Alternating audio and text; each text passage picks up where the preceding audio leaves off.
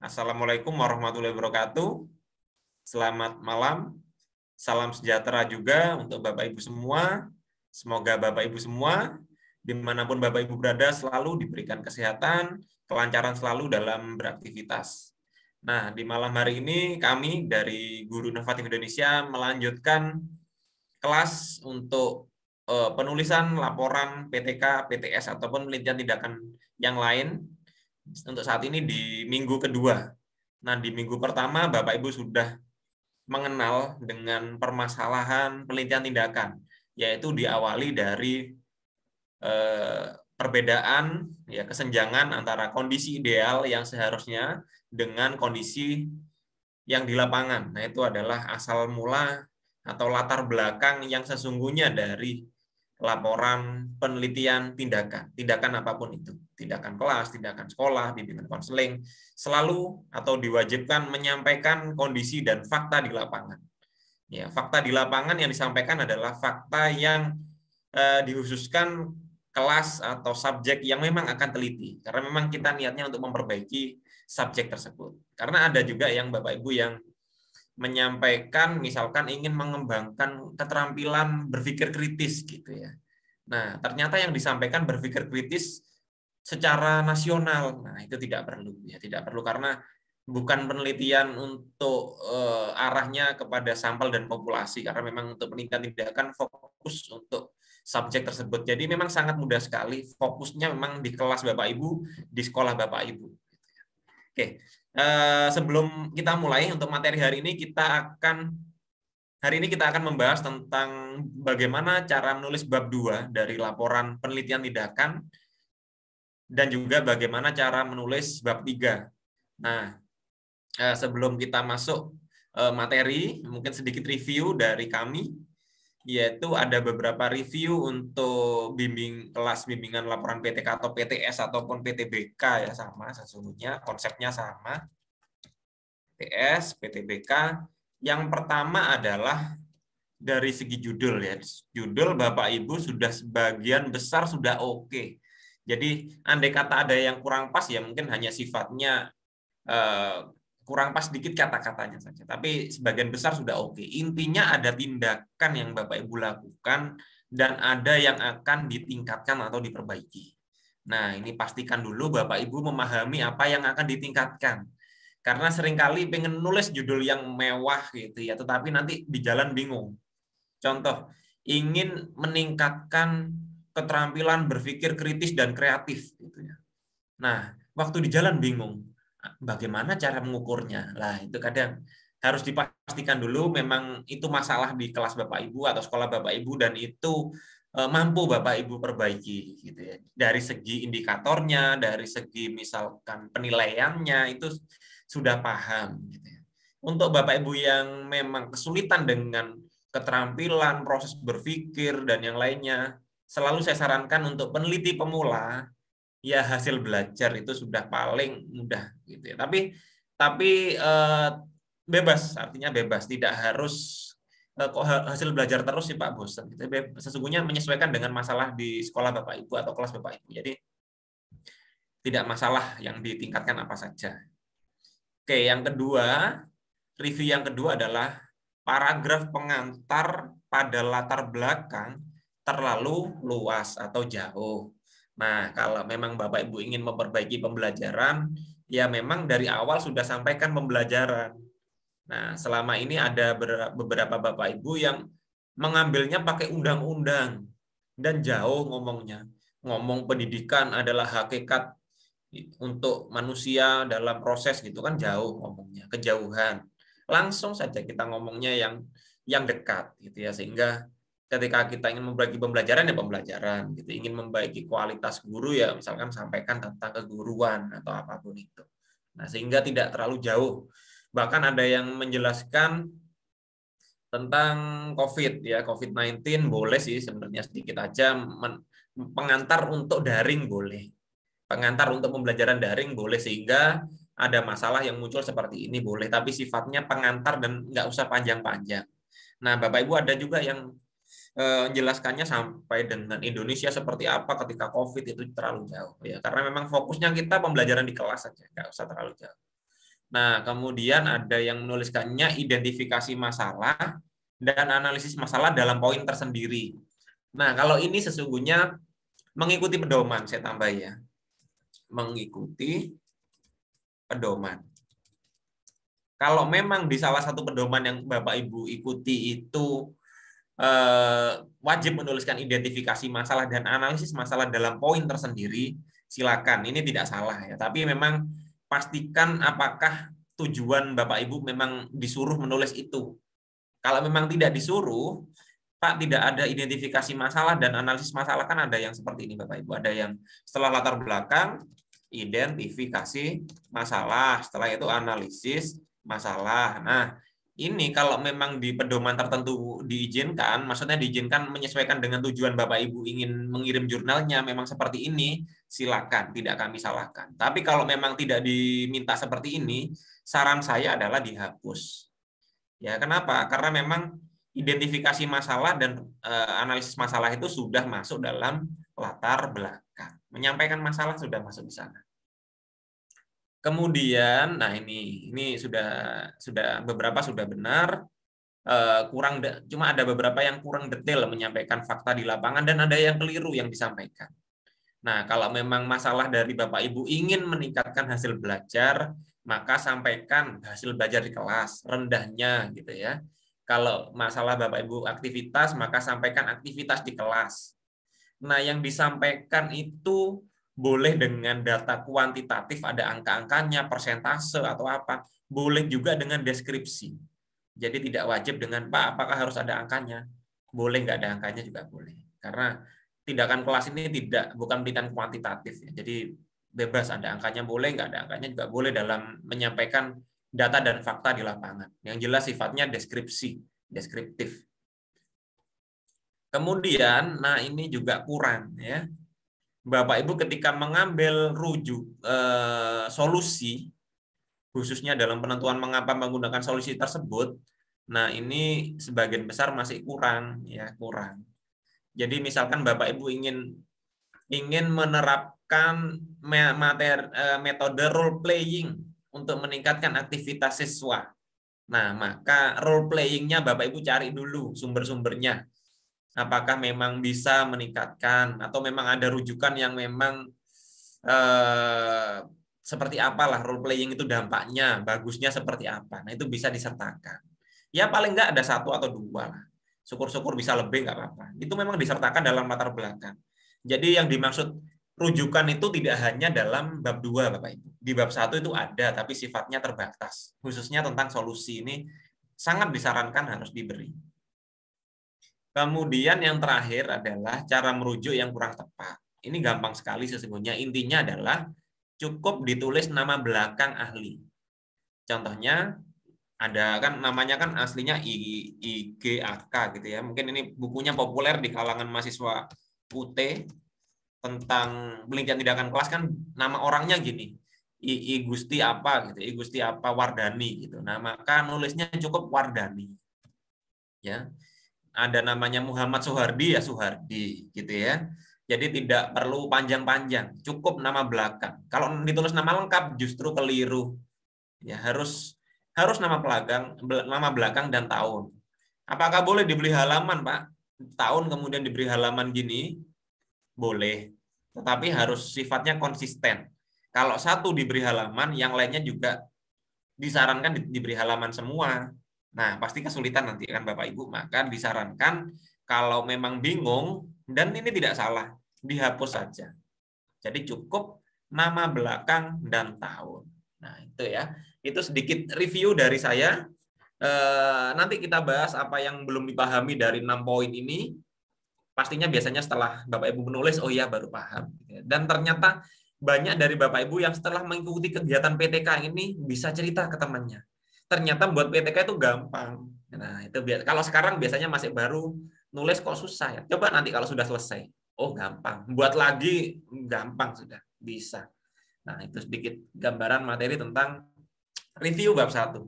Untuk selanjutnya, saya beri kesempatan kepada Bapak Dr. Suhardi untuk menyampaikan materi bagaimana cara menulis bab 2 tentang tinjauan pustaka atau kajian pustaka. Untuk Bapak Suhardi, saya persilakan. Baik, terima kasih Pak Randi Pratama atas kesempatannya. Saya buka. Assalamualaikum warahmatullahi wabarakatuh. Selamat malam Bapak Ibu, dan semoga Bapak Ibu sehat selalu. Dan malam hari ini tetap semangat ya untuk melanjutkan laporan PTK ataupun PTS, PTBK ataupun PTKP dari Bapak Ibu semua, yang pada memang tujuan Bapak Ibu ada di kelas ini adalah untuk menulis dan menyusun laporannya untuk kebutuhan dan kepentingan Bapak Ibu sendiri. Jadi kami tidak memberikan tugas. Bukan tugas sebenarnya, tetapi ini adalah kebutuhan Bapak Ibu sendiri. Pada kelas ini kami hanya memberikan materi, kemudian membimbing sampai dengan laporan itu selesai. Jadi jika Bapak Ibu merasa ini adalah tugas, memang tujuannya adalah kita akan menulis di sini. Jadi untuk Bapak Ibu sendiri. Baik. Untuk malam hari ini, saya akan menjelaskan sedikit terkait dengan bab 2. Minggu lalu kita sudah membahas bab 1, judul PTK dan yang terkait dengan bab 1 itu. Dan saya lihat sudah banyak sekali perkembangannya Bapak Ibu di grup. Sudah banyak yang sudah 2 kali, 3 kali konsultasi untuk bab 1-nya, dan saya lihat perkembangannya sudah bagus. Dan untuk malam hari ini kita akan lanjutkan untuk menyusun bab 2. Nah, dalam bab 2 ini Bapak Ibu, rata-rata memang dalam semua laporan penelitian itu, kebanyakan ataupun hampir 90% isinya adalah kajian pustaka. Kalaupun ada yang berbeda, hanya istilah saja. Ada yang menggunakan istilah kajian teori ataupun landasan berpikir, atau ada yang membuat istilah kajian teoretik dan lain sebagainya. Nah, tapi pada dasarnya adalah sama. Pada bab 2 itu adalah kajian pustaka. Apakah Bapak Ibu menyusun laporan PTK, laporan penelitian yang lain, isi bab 2 itu hampir 99% itu adalah kajian pustaka. Nah, sebelumnya, Bapak Ibu, sebelum kita lanjut ke materi, apakah Bapak Ibu sudah siap untuk menyusun kajian pustaka dengan baik dan benar? Bisa dijawab di chat. Apakah Bapak Ibu sudah siap untuk menyusun bab 2-nya secara baik dan benar? Karena banyak sekali manfaatnya Bapak Ibu. Nah, bisa dilihat di screen-nya. Bisa dijawab sudah siap untuk menyusun dengan baik dan benar? Ibu Ati siap, Ibu Muntini siap, Pak Bowo, Bu Helda, Bu Sugiati, Pak Fajar. Baik, siap. Jika Bapak Ibu sudah siap, maka kita akan bahas. Karena kajian pustaka yang ada pada laporan penelitian nantinya Bapak Ibu susun, ketika Bapak Ibu sudah susun dengan baik, ada banyak sekali manfaatnya. Nah, yang pertama, kajian pustaka menjadi pijakan. Para peneliti ataupun Bapak Ibu melihat sejauh mana konsepnya ataupun teori yang mendukung.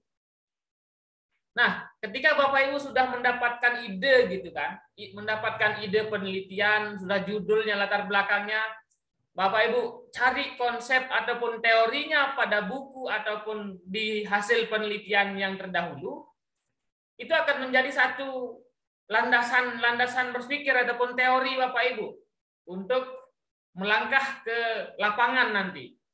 Akan lucu kalau Bapak Ibu tidak tahu teorinya, gitu kan. Sama seperti pada bab 1 di latar belakang, harus ada landasan teorinya, ataupun ketika Bapak Ibu menyusun sebuah latar belakang, ada alasan teoritis. Bapak Ibu menyusun sebuah latar belakang. Nah, di kajian pustaka ini Bapak Ibu akan susun teori-teori itu secara lengkap. Ya. Teori-teori itu secara lengkap sehingga komplit Bapak Ibu akan melihat secara teori antar variabelnya. Pengertian dari variabel A, kemudian jenis-jenisnya, faktor-faktor pendukung dan penghambat, indikatornya. Itu akan Bapak Ibu lihat dan ulas secara lengkap di kajian pustaka. Nah, manfaat kedua, Bapak Ibu akan bisa kembangkan di buku. Nah, ketika Bapak Ibu menyusun kajian pustaka dengan bagus, ya, menyusun sekali lagi catatannya adalah menyusun kajian pustaka dengan bagus, baik dan benar. Bapak Ibu nanti akan gampang sekali untuk membuat buku. Kita akan rubah buku kajian pustaka itu menjadi buku teks atau buku pelajaran yang ber-ISBN. Karena materi teorinya ataupun materinya sudah lengkap di bab 2. Tinggal kita ubah sedikit formatnya, jadi buku. Laporan apa Ibu dapat, buku dengan cepat kita akan buat. Nah, kemudian yang ketiga, dapat dijadikan penelitian literatur. Bapak Ibu ketika membuat sebuah kajian pustaka yang bagus, jika ingin mempublikasikan dalam jurnal gitu ya, membuat sebuah jurnal ilmiah, ambil saja dari kajian pustakanya. Murni satu variabel misalkan, kinerja guru ataupun profesionalisme guru gitu ya, ditambahkan sedikit judulnya profesionalisme guru pada abad ataupun pada era 5.0 misalkan nanti. Itu sangat, kan teori-teori dari profesionalisme guru itu sudah ada pada kajian pustaka kita. Nah, kalau Bapak Ibu mau menyusun sedikit yang lebih menarik judulnya, tambahkan sedikit, jadi. Diringkas-ringkas sesuai dengan sistematikanya, jadi artikel Bapak Ibu dan siap untuk dipublikasi. Kemudian dapat jadikan artikel populer. Berapa banyak kutipan, kemudian ulasan-ulasan yang Bapak Ibu akan tampilkan pada kajian pustaka itu, Bapak Ibu ambil bagian per bagiannya, item per itemnya, kemudian diramu jadi kalimat dan paragraf satu lembar, itu sudah bisa jadi artikel populer yang dipublikasikan di koran.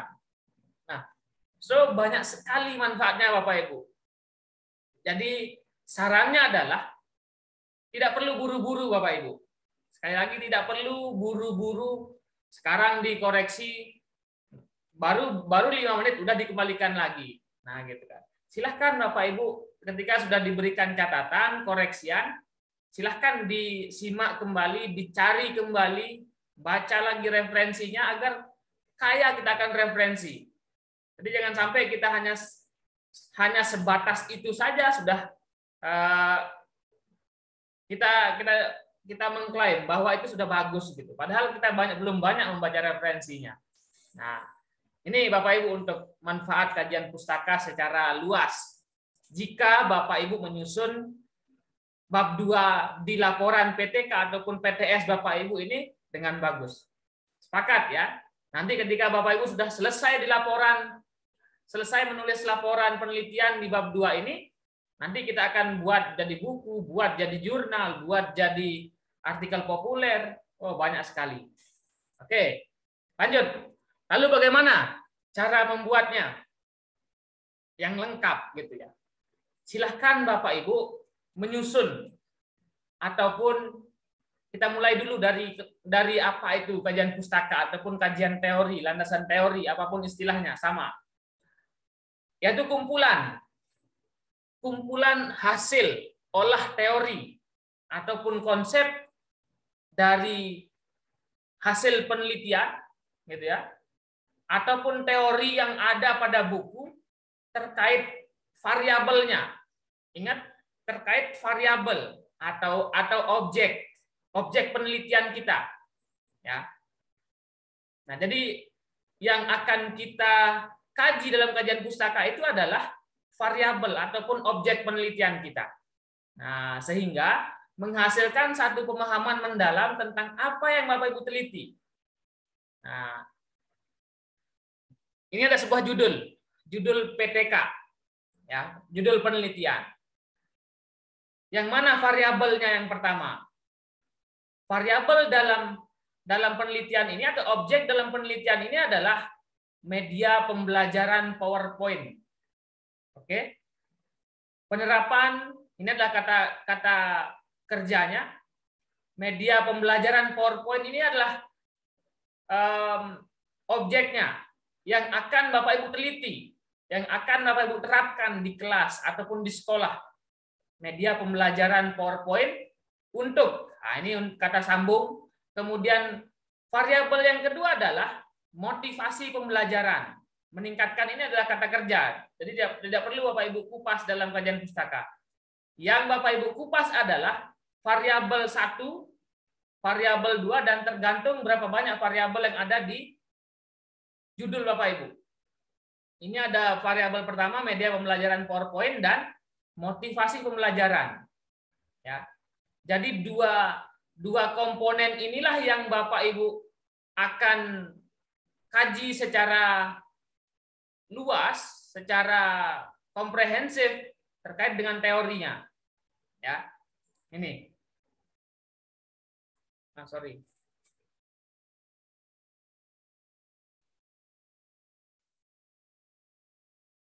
Nah, ini. Oke, Bapak Ibu. Nah, lalu ketika sudah mendapatkan objeknya gitu kan. Silahkan Bapak Ibu buat kerangka. Ya, buat kerangka seperti saya contohkan ini. Oke. Buat kerangkanya yang pertama, kerangka besarnya. Apa kerangka besarnya di variabel pertama, media pembelajaran PowerPoint. Kemudian motivasi pembelajaran. Nah, cukuplah yang dua ini. Jika nanti memang perlu penjelasan, pembelajaran ini kan ada kata daring, mungkin kalau dulu masih banyak yang belum tahu gitu ya. Jadi perlu diungkapkan dalam kajian pustaka. Tapi kalau sekarang tidak perlu lagi. Karena semua orang sudah tahu pelajaran daring itu seperti apa. Tapi jika Bapak Ibu berkenan juga boleh-boleh saja untuk menjelaskan pembelajaran daring itu seperti apa. Tapi yang jelas 2 poin ini yang wajib ada. Ya. Yang Bapak Ibu akan jelaskan. Yang pertama adalah media. Bapak Ibu silahkan jelaskan sejelas-jelasnya terkait dengan teori media pembelajaran PowerPoint ini. Jelaskan sejelas-jelasnya. Silahkan Bapak Ibu bisa menggunakan rumus 5W1H. Apa pengertiannya? Pengertian dari media pembelajaran PowerPoint ini apa? Ya. Kemudian jenis-jenisnya seperti apa? Bagaimana jenis-jenis media pembelajaran PowerPoint ini? Kemudian bagaimana kelebihannya? Apa kelebihan dari media PowerPoint? Apa kekurangannya? Kemudian bagaimana proses ataupun cara kerja media PowerPoint ini? Itu yang harus Bapak Ibu ungkapkan ataupun kaji secara teori. Silahkan lihat di teori-teori yang ada pada buku ataupun hasil penelitian. Kemudian yang kedua, sama seperti yang pertama, silahkan jelaskan sejelas-jelasnya pengertian, kemudian jenis, indikator dari motivasi pembelajaran, faktor-faktor yang mempengaruhi, ini harus jelas. Banyak saya lihat laporan-laporan penelitian itu yang nggak peduli istilahnya, nggak disusun secara baik kajian pustaka ini. Nah, oleh karena itu di kelas ini saya sarankan silahkan dibuat dengan baik. Baik kajian pustakanya ya. Nah, ini sedikit tipsnya. Tipsnya adalah yang pertama buat kerangka. Nah, kerangka inilah yang saya maksud tadi. Bapak Ibu menyusun bab 2-nya. Nanti ada judulnya kan bab 2 kajian pustaka. Nah, yang pertama apa gitu, yang kedua apa. Nanti kemudian dirincikan nanti yang akan dibahas di sini. Kan sudah seperti daftar isi buku kan? Ini sudah seperti daftar isi buku A, B, C, D, bab 1, bab 2. Nanti tinggal ganti format saja kalau Bapak Ibu akan menjadikan buku. Nah, makanya silakan dijelaskan selengkap-lengkapnya sampai A, B, C, D, E, F, G juga tidak masalah. Oke? Misalkan di sini ada pengertian, jenis, kelebihan. kekurangan, kemudian indikator, proses penggunaan, kemudian alat dan bahan yang dibutuhkan dalam pembelajaran menggunakan PowerPoint, itu sangat bisa sekali dijelaskan. Oke. Kemudian yang kedua, sebaiknya semua sumber berasal dari buku dan jurnal ilmiah. Nah ini, untuk kajian pustaka, boleh Bapak Ibu melihat di Google, yang di website, di blog, di apa namanya juga yang di website-website pribadi itu boleh. Tapi tidak bagus untuk jadi referensi karena kita akan menulis karya tulis ilmiah. Nah, jadinya yang kita akan kutip juga, yang akan kita ambil sumber pustakanya berasal dari sumber ilmiah juga, seperti buku dan jurnal. Hasil-hasil penelitian itu bagus sekali untuk Bapak Ibu ambil jadi referensinya. Kemudian dalam setiap sub pembahasan, gini ya, dalam setiap sub pembahasan minimal ada 1 atau 2 teori ya, yang dikutip oleh penulis dari sumber buku ataupun jurnal, lalu direview. Ya, misalkan pengertian motivasi pembelajaran, Bapak Ibu ambil nih dari buku ataupun jurnal, pengertian dari ahli A, ahli B, kemudian silahkan diulas berdasarkan atas pendapat ahli si A dan si B terkait dengan motivasi pembelajaran, dapat disimpulkan bahwa, nah ini silahkan Bapak Ibu sebagai penulis simpulkan apa maksudnya. Nah, kesimpulannya adalah bla bla bla bla, gitu ya. Dan seterusnya. Jangan sampai Bapak Ibu hanya mengkutip-kutip saja dari buku tanpa mengulas. Paling tidak mencari kesimpulannya deh.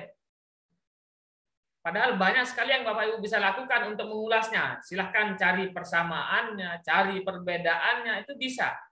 Bapak Ibu lakukan dalam satu variabel ini. Satu sub maksudnya, satu sub variabel. Oke?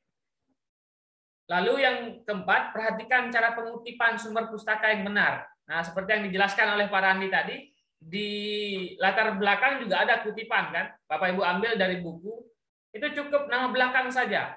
Masih banyak yang saya lihat mengutip itu memakai nama lengkap. Menurut Muhammad Suhardi 2010, nah itu kurang bagus atau kurang tepat. Cukup nama belakang saja. Ingat ya, cukup nama belakang saja. Kalau nama lengkapnya adalah Muhammad Suhardi, cukup menurut Suhardi 2010. Oke. Nah, ini jadi catatan Bapak Ibu. Jangan sampai ada yang menulis lagi menggunakan nama lengkap. Kami cek banget kalau yang hal-hal seperti itu, apalagi sumber pustaka. Kami sangat detail untuk melihat apakah Bapak Ibu sudah benar menulisnya. Kemudian ada ini terkait dengan mengutip tadi. Nah, ini ada istilah sitasi. Sitasi ataupun kutipan. Nah, ini adalah cara penulis memberitahu pembaca bahwa materi ataupun teori tertentu pada karya yang kita tulis adalah berasal dari sumber yang lain. Ada sumbernya, ada teori yang ditulis oleh orang lain gitu. Nah, ini adalah sitasi ataupun kutipan. Nah, ini ada sedikit teori Bapak Ibu yang mungkin Bapak Ibu sudah teori ini sudah banyak sekali. Silahkan Bapak Ibu googling saja. Contoh kutipan langsung, contoh kutipan tidak langsung. Kalau kutipan langsung, silahkan Bapak Ibu mengcopy paste. Mengcopy paste di sumber sebelumnya. Misalkan Bapak Ibu ambil dari buku. Bapak Ibu full kutip langsung. Di copy paste dan dipindahkan. Kemudian ditulis sumbernya. Itu adalah kutipan langsung. Kalau kutipan tidak langsung, Bapak Ibu menulis ataupun merangkai kata-katanya sendiri berdasarkan apa yang Bapak Ibu baca. Namun tetap ingat, baik kutipan langsung maupun tidak langsung itu wajib menuliskan sumber aslinya. Meskipun Bapak Ibu menuliskan ataupun merangkai dari menggunakan kalimat sendiri, tetapi sumber aslinya itu harus dicantumkan pada kata-kata kita sendiri itu. Jangan sampai kita mengakuinya atas pendapat ataupun atas ide kita sendiri, padahal kita itu memparafrase istilahnya dalam karya orang lain. Oke, jadi wajib untuk menuliskan sumbernya. Nah, kemudian ada jenis kutipan, yang kutipan langsung pendek dan panjang. Kalau yang pendek itu 40 kata, kemudian diberikan tanda petik. Dalam pendapat itu diberikan tanda petik. Kalau di yang kata kutipan panjang itu di atas 40 kata, biasanya ditulis agak ke dalam, tab 2 kali biasanya di laptop Bapak Ibu. Nah, saya berikan contoh aja langsung supaya cepat. Nah, ini contoh kutipan. Kutipan langsung ini yang langsung ada di buku. Bapak Ibu pindahkan secara copy paste semua. Ini ya. Kemudian kutipan tidak langsung. Nah, ini kan contoh yang ada di buku. Kemudian Bapak Ibu akan ubah kalimatnya. Nah, ini tentu berbeda kan? Ini adalah kalimat Bapak Ibu sendiri katakan. Namun tetap dicantumkan sumbernya. Nah, meskipun ini adalah kalimat kita yang kita parafrase ataupun alih bahasakan dari pendapat aslinya yang ini. Nah, namun tetap ditulis sumbernya. Oke. Itu untuk tipsnya Bapak Ibu dalam membuat kajian pustaka ataupun landasan teori yang ada pada bab 2. Ada sedikit terkait dengan kerangka berpikir dan hipotesis. Tadi sudah disinggung oleh Pak Randi. Jika Bapak Ibu, sekali lagi mohon dilihat pedoman, ya, pedoman dalam penulisan laporan penelitian Bapak Ibu. Ada yang apa istilahnya dalam sistematikanya itu ada tidak hanya kajian pustaka yang ada pada bab 2, ada juga kerangka berpikir dan hipotesis. Jadi tergantung sekali dari sistematika laporan yang Bapak Ibu ikuti. Oke, sedikit lagi. Nah, kerangka berpikir itu adalah pola yang menjelaskan dari awal kita berpikir masalahnya apa, kemudian proses kita mencari jawabannya seperti apa, sampai dengan kita akan mendapatkan hasil nantinya. Ya, kita akan mendapatkan hasil dari kondisi awalnya, itu ya. Apa masalahnya? Ini masalah di sini. Kemudian kondisi ideal yang diharapkan oleh peneliti ataupun oleh masyarakat di sekitar itu bisa dijadikan dasar. Kondisi awalnya seperti apa, masalahnya seperti apa, kemudian kondisi yang kita harapkan atau yang seidealnya bagaimana, lalu tindakan kita seperti apa, gitu ya. Proses yang akan dilakukan seperti apa dalam penelitian itu sampai dengan mendapatkan hasil yang diharapkan tadi. Jadi ini adalah jawaban dari kondisi awal gitu. Nah, silakan Bapak Ibu lihat di contoh laporan PTK dan PTS yang kami kirimkan terkait dengan kerangka berpikir. Sudah banyak sekali referensi-referensi yang Bapak Ibu bisa gunakan dalam menulis kerangka berpikir ini. Oke. Sedikit terkait dengan hipotesis tindakan. Hipotesis yang dalam PTK, Bapak Ibu, ini adalah dugaan yang biasanya Bapak Ibu menggunakan hipotesis alternatif yang hipotesis positif gitu ya. Silakan Bapak Ibu menuliskan dari masalah ini, dari masalah yang Bapak Ibu ambil ataupun judulnya, tinggal ditambahkan ada gitu ya, seperti ini.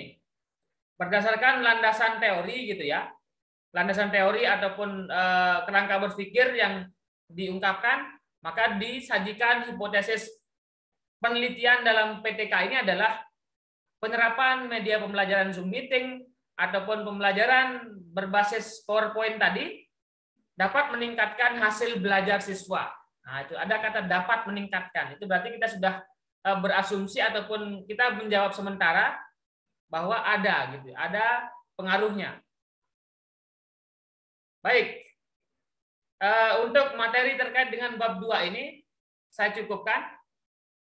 Silakan Bapak Ibu bisa cek di teori-teori di buku-buku yang ada pada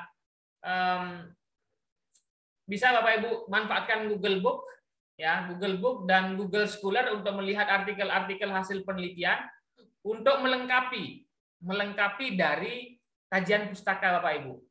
Nah, oleh karena itu silakan dilihat contoh-contohnya, kemudian Bapak Ibu bisa lengkapi bab 2-nya pada minggu ini. Itu Pak Randi untuk materi pada bab 2 pada malam hari ini. Saya kembalikan kepada moderator. Baik, terima kasih Bapak Dr. Suwardi atas materinya. Untuk materi kedua, yaitu menulis bab 3 atau metode penelitian, akan saya bahas. Mungkin agak cepat di sini, sekitar 20 menit sampai 25 menit. Sebentar, akan saya share dulu.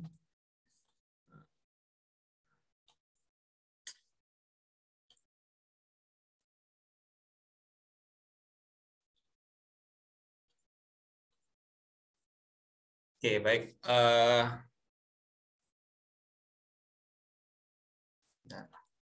Nah, di sini kita akan bahas bagaimana cara menulis metode penelitian tindakan kelas atau di bab 3 biasanya. Atau metode yang lain ya, metode penelitian tindakan sekolah atau yang lain. Ya, sesungguhnya sama lah ya teknisnya. Nanti kita bahas. Nah, yang pertama sedikit aja pengantar bahwasanya apa itu metode penelitian. Inti dari metode penelitian adalah langkah-langkah yang diambil oleh peneliti untuk mengumpulkan data dan mengolah data secara ilmiah. Jadi intinya itu. Jadi ketika Bapak Ibu paham dengan metode penelitian, oh karena intinya adalah mengumpulkan data dan mengolah data, merencanakan mengumpulkan data dan mengolah data. Sehingga semua yang terkait tentang itu Bapak Ibu bisa masukkan di bab 3 gitu ya. Nah, mungkin sedikit pengantar tentang siklus, karena memang nanti kaitannya metode penelitian ini nanti kaitannya adalah siklus gitu ya. Nah, apa itu siklus PTK? Sebagian besar pasti sudah paham, baik PTK ataupun penelitian tindakan yang lain, yaitu diawali dari perencanaan, kemudian pelaksanaan, pengamatan dan refleksi. Dan kemudian dilanjutkan siklus kedua, kembali lagi ke perencanaan, pelaksanaan, pengamatan dan refleksi. Nah, di sini selalu banyak muncul pertanyaan berapa siklus minimal dan berapa siklus maksimal. Nah, untuk siklus minimal, karena memang untuk kenaikan pangkat, ya di sini pedomannya menyampaikan bahwasanya di buku 4 untuk pembinaan dan pengembangan profesi guru, yaitu siklus dilakukan minimal 2 siklus. Ya, di mana satu siklus minimal 2 kali pertemuan. Nah, itu untuk PTK ya. Untuk penelitian tindakan yang lain bagaimana? Sama. Jadi rata-rata sudah menyampaikan 2 siklus. Nah, mengapa 2 siklus? Seringkali bertanya-tanya, Pak, kenapa kok 2 siklus, Kak? Enggak 1 siklus saja. Nah, yang pertama alasannya adalah para peneliti atau orang yang menciptakan siklus dari awal memang ingin membuat itu berputar. Ya, siklik, daur gitu ya. Karena itu berputar, maka diawali dari perencanaan, maka seharusnya kan menuju kemana setelah refleksi, perencanaan lagi. Nah, itulah yang disebut dengan siklus, harus berputar. Karena itu ketika Bapak Ibu hanya melakukan 1 kali jalan, nah itu bukan siklus. Itu disebut dengan alur linier, alur lurus ya. Jadi perencanaan, pelaksanaan, pengamatan, refleksi. Setelah refleksi selesai. Nah, itu sifatnya linier, belum berputar. Ini bisa berputar ketika kembali ke perencanaan. Nah, ketika kembali ke perencanaan, otomatis itulah yang disebut dengan siklus 2. Nah, itu adalah teori mengapa siklus itu minimal 2. Dan juga sudah dipastikan oleh di sini di Kementerian Pendidikan, Kemdikbud, yaitu bukan disarankan lagi, dilakukan minimal 2 siklus. Ini ada pedomannya. Nah, itu kemudian berapa siklus maksimal? Kalau siklus maksimal tidak ada, Bapak Ibu, tidak ada berapa siklus maksimal. Tetapi kami selalu menyarankan 2 kali siklus cukup. Ya, 2 kali siklus cukup lah, 2 kali. Kalau memang dirasa tidak cukup, ya boleh Bapak Ibu nambah 3 siklus, 4 siklus silahkan. Tapi banyak teori yang menyampaikan ketika sudah melebihi siklus yang sifatnya di titik jenuh dan pembelajaran belum berhasil, maka yang terpenting adalah refleksi. Bisa jadi Bapak Ibu mungkin belum tepat dalam memilih metode atau belum tepat dalam memilih media. Nah, itulah adanya refleksi inilah maka Bapak Ibu nanti dapat menentukan apakah siklus itu berhenti atau tidak. Nah, kemudian ada juga yang sering keliru konsepnya. Keliru konsepnya itu seperti ini. Pak, ini saya beri acuan 70% siswa saya tuntas, maka siklus berhenti. Nah, itu pertanyaan yang sering kali terjadi. Di siklus pertama sudah mencapai titik itu. Apakah saya berhenti? Nah, itu yang apa namanya, dan itu kekeliruan konsep dalam PTK. Yang benar tetap dilanjutkan siklus 2. Karena PTK bukan hanya tentang keberhasilan satu aspek. Ya, satu aspek itu sifatnya hasil belajar bukan. Tetapi Bapak Ibu harus memahami pembelajaran secara utuh, secara keseluruhan yang sifatnya kualitatif. Sehingga ketika siklus, ketika hasil belajar misalkan yang Bapak Ibu rencanakan mencapai titik tertentu sudah memenuhi, maka Bapak Ibu tetap disarankan melakukan siklus lagi untuk memperbaiki yang lain. Memperbaiki pembelajaran secara keseluruhan, memperbaiki langkah-langkah, memperbaiki gestur guru, memperbaiki mungkin nilainya mau dinaikkan lagi. Nah, itulah yang disebut dengan siklus. Nah, itu ada di buku PTK, banyak buku PTK, silakan bisa Bapak Ibu baca ya. Jadi itu yang diharapkan oleh PTK. Maka karena itu memang dalam PTK ataupun tindakan yang lain tujuan utamanya adalah memperbaiki kualitas pembelajaran di kelas. Jadi memang tidak spesifik memperbaiki hasil belajar, memperbaiki aktivitas, enggak, tapi memang memperbaiki mutu pembelajaran di kelas. Ya, itu ya. Nanti yang bingung boleh diskusi. Nah, kemudian bagaimana melakukan PTK di masa PTMT? Nah, di sini saya tekankan dulu di awal agar tidak terjadi perdebatan dan bingung gitu ya. Sesungguhnya tidak ada aturan ataupun teori yang mengikat tentang pelaksanaan PTK.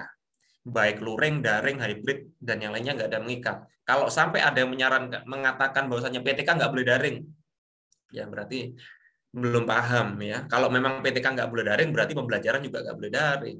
Ya, karena itu memang namanya penelitian tindakan kelas. Istilah kelas adalah sesuatu berkumpulnya guru dan murid di sebuah bentuk ruangan. Nah, ruangan di era zaman sekarang sudah beralih menjadi ruangan digital juga bisa disebut dengan kelas, gitu ya. Termasuk pasar, gitu ya.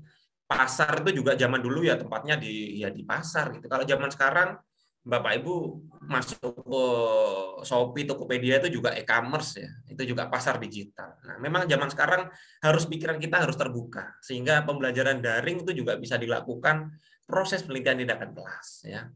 Kalau sampai ada yang melarang, coba ditanya solusinya apa. Nah, jadi Bapak Ibu bisa melakukan PTK zaman sekarang dengan luring, bisa juga dengan daring, bisa juga dengan hybrid, luring dan daring. Ya silakan. Nah, di sini saya sampaikan bahwasanya yang terpenting adalah semua siswa, kalau PTK ya, semua siswa mendapatkan perlakuan yang sama dari guru.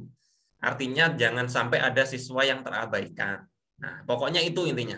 Gimana caranya semua siswa dapat metode yang sama? Pak, satu kelas saya kasih Zoom semua boleh. Satu kelas saya suruh luring semua boleh. Pokoknya sama. Kalau sampai berbeda, maka bisa jadi itu penelitian eksperimental nanti. Membandingkan antara separuh kelas ini dan separuh kelas itu. Itu nanti arahnya nanti mengarah ke kelas eksperimen dan kelas kontrol. Maka kurang tepat ya. Sehingga pokoknya intinya gimana caranya satu sekelompok siswa mendapatkan perlakuan yang sama. Entah pakai shift boleh, entah pakai luring, entah pakai daring, gimana caranya. Dengan cara itu. Nanti bisa diskusi. Kemudian berikutnya nanti menarik soalnya diskusi ini. Nah, apa yang disiapkan saat siklus PTK? Jelas perencanaan itu yang menyiapkan RPP, media, instrumen, dan yang lainnya. Kemudian pelaksanaan bagaimana? Ya sama. Bapak Ibu bisa lakukan pelaksanaan secara daring, luring. Intinya menyesuaikan dengan RPP.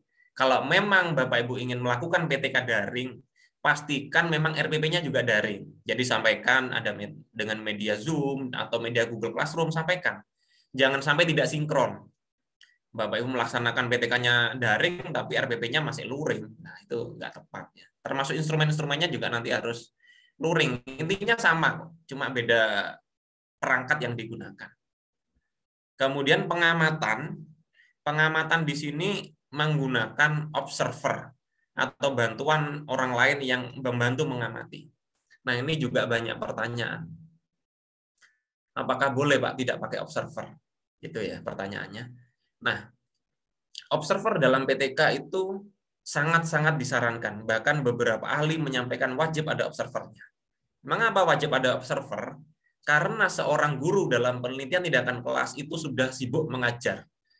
Ya, otomatis guru juga, apakah guru observer? Iya, guru itu juga observer di kelas. Selain mengajar juga mengamati siswanya. Nah, dalam proses pengamatan pastinya ada keterbatasan.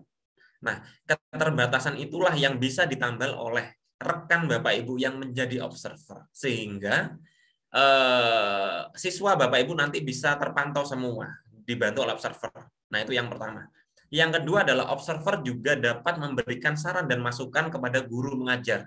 Kan nggak mungkin Bapak Ibu mengajar tapi mengamati Bapak Ibu sendiri. Nah, itu nggak mungkin. Maka perlu observer, gitu ya.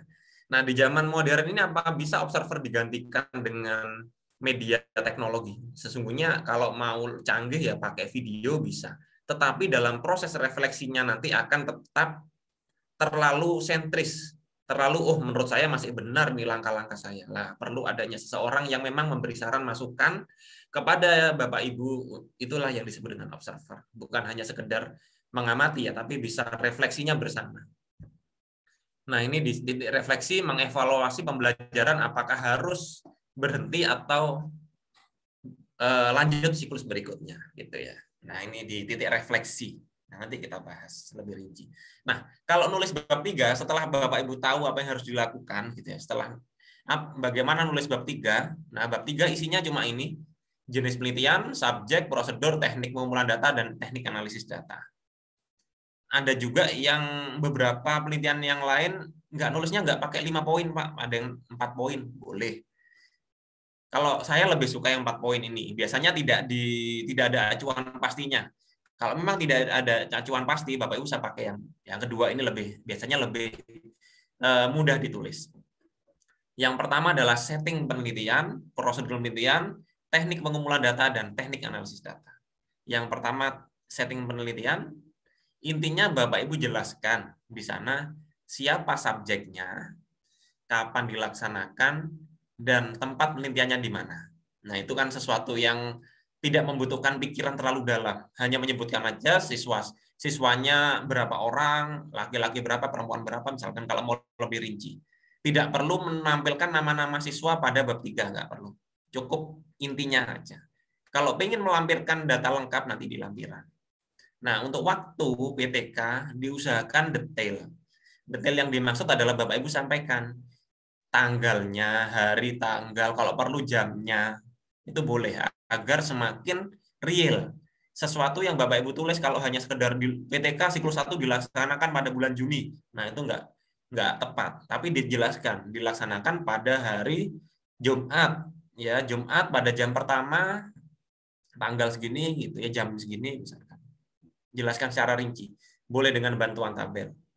Kemudian tempat pelaksanaan, saya rasa sudah paham, Bapak Ibu sampaikan aja di kelas berapa, di sekolah mana, boleh juga ditambahkan alamat lengkap sekolahnya juga boleh, enggak juga boleh. Enggak masalah, yang jelas menampilkan tempat penelitian. Kemudian prosedur penelitian, nah prosedur penelitian ini menjelaskan langkah demi langkah yang akan dilakukan pada penelitian Bapak Ibu pada masing-masing siklus. Nah, siklusnya kan ada ini.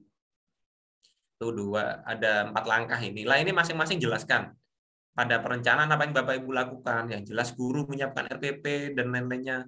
Tapi harus spesifik. Misalkan media, di sini menyiapkan medianya apa Bapak Ibu? Menyiapkan instrumennya apa?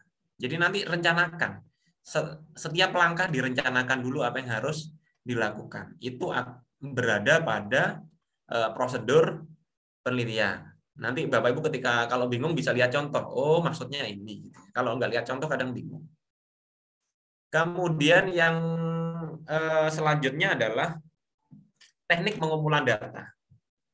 Nah, teknik pengumpulan data ini adalah menjelaskan data-data apa yang ingin Bapak Ibu ambil saat PTK, saat PTS, saat PTK, saat PTBK, data apa yang diambil, dan instrumennya apa. Nah, jelaskan. Pak, instrumen saya tes yang terdiri dari 5 soal. Masing-masing soal seperti ini. Indikatornya ini, SK ini, KD ini boleh. Pak, saya nggak pakai tes, Pak, karena saya mengukur aktivitas. Maka mengukurnya dengan menggunakan lembar observasi misalkan. Seperti ini yang akan saya teliti ya, aspek-aspeknya ini, silakan. Nah, itu menyesuaikan dengan apa yang akan Bapak Ibu ambil datanya. Baik data secara kuantitatif ataupun data kualitatif, apa saja yang diambil datanya. Kemudian yang terakhir adalah teknik analisis data. Di sini menjelaskan cara-cara Bapak Ibu untuk menganalisis data, baik kualitatif ataupun kuantitatif. Nah, yang sering kali terjadi adalah Bapak Ibu menampilkan yang kuantitatif saja. Itu biasanya ini rumusnya ini Pak untuk menghitung skor. Untuk menghitung skor keberhasilan itu rumusnya ini per N kali 100% ini dan ini rumusnya selesai. Nah, padahal di sana Bapak Ibu juga harus menampilkan bagaimana menganalisis wawancara. Ada namanya wawancara, boleh kalau memang Bapak Ibu diwawancarai oleh observer misalkan, atau ketika tidak wawancara Pak, saya tidak wawancara Pak, saya wawancara ke siswa. Nah, itu bagaimana menganalisisnya? Menganalisis wawancara, menganalisis angket. Pak, saya menggunakan angket. Silakan tampilkan.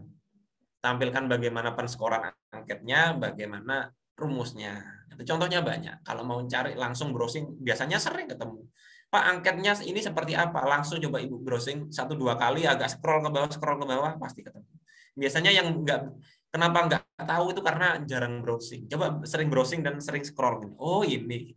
Nanti akan ketemu. Atau kalau bingung nanti bisa tanya kami, kalau kami punya ide pasti kami tunjukkan ini loh gitu ya. Jadi kenapa nggak dibahas semua? Kalau dibahas semua banyak, macamnya banyak. Ada yang meneliti pakai angket, pakai tes, pakai instrumen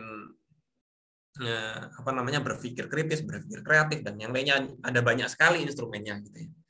Maka silakan menyesuaikan dengan yang akan Bapak Ibu teliti. Maka dari itu memang dari sekarang pastikan benar-benar memahami apa yang ingin Bapak Ibu perbaiki di kelas.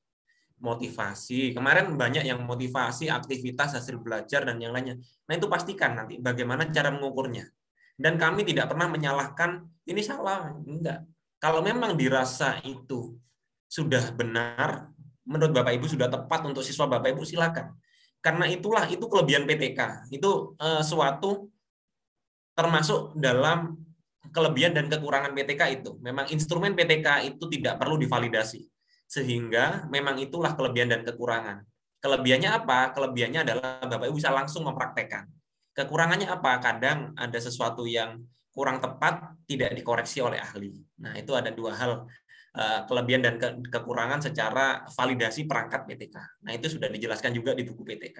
Karena itu memang Bapak Ibu nggak perlu khawatir dengan instrumennya keliru. Itu nggak ada yang koreksi. Dan jika dirasa benar, lakukan instrumen tersebut.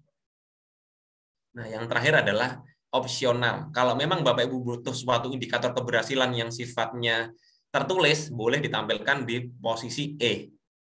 Ya, poin E. Kalau memang tidak ingin, nggak usah, nggak apa-apa. Jadi Bapak Ibu tetap gunakan setting, prosedur, teknik pengumpulan data, dan teknik analisis data. Nah, nanti selebihnya kita diskusi. Oke, saya rasa cukup untuk materinya. Masih ada sekitar 30 menit. Nah, ini menarik sekali, banyak yang sudah raise hand. Pastinya ingin diskusi bersama di sini. Oke, sebentar. Nah, silakan Bapak Ibu. Sebentar ya Bapak Ibu. Sebentar. Nah, silakan Bapak Ibu yang ingin bertanya secara langsung, silakan bisa klik raise hand atau angkat tangan di Zoom Bapak Ibu, atau bisa juga tulis di kolom komentar, gitu ya, kolom chat ya. Silakan bisa bertanya dan kita akan diskusikan mengapa ini, mengapa itu, biar yang penting pemahamannya PTK biar atau penelitian tindakan yang lain bisa kuat dulu. Karena Bapak Ibu, harapan kami untuk Bapak Ibu di sini adalah bukan hanya sekedar Bapak Ibu menyelesaikan laporan PTK. Nah, Bapak Ibu, harapan kami adalah menjadi seseorang yang nanti bisa membagikan ilmu PTK kepada seorang sekitar gitu. Itu sangat bermanfaat sekali dan ilmunya akan terus mengalir. Itu harapan kami. Jadi bukan hanya selesai bisa dicerita ke temannya harusnya gini, harusnya gitu. Itu boleh. Dan kami sangat bahagia gitu kalau ada yang seperti itu. Baik, untuk kesempatan pertama saya beri kesempatan untuk sebentar. Ibu Aisyah untuk bertanya secara langsung. Silakan Ibu. Assalamualaikum warahmatullahi wabarakatuh. Waalaikumsalam warahmatullahi wabarakatuh. Terima kasih Pak Dokter. Saya menanyakan tadi yang dijelaskan itu di bab 2 kerangka ya, di kajian teori itu kan pertama numerik ya, terus 1, terus A, B, C, D. Nah, kebetulan saya itu tidak menggunakan nomor 1, pertamanya langsung A begitu. Jadi misalnya kompetensi langsung A kompetensi. Apakah boleh seperti itu? Ya memang bagusnya tadi seperti disampaikan Pak Dokter. Kalau misalnya harus pakai numerik nanti saya perbaiki begitu. Terima kasih Pak Dokter. Assalamualaikum warahmatullahi wabarakatuh. Waalaikumsalam warahmatullahi wabarakatuh. Silakan Pak. Sorry. Baik. Terima kasih Ibu Aisyah dan mungkin Bapak Ibu yang lain juga bertanya seperti itu. Sekali lagi saya share.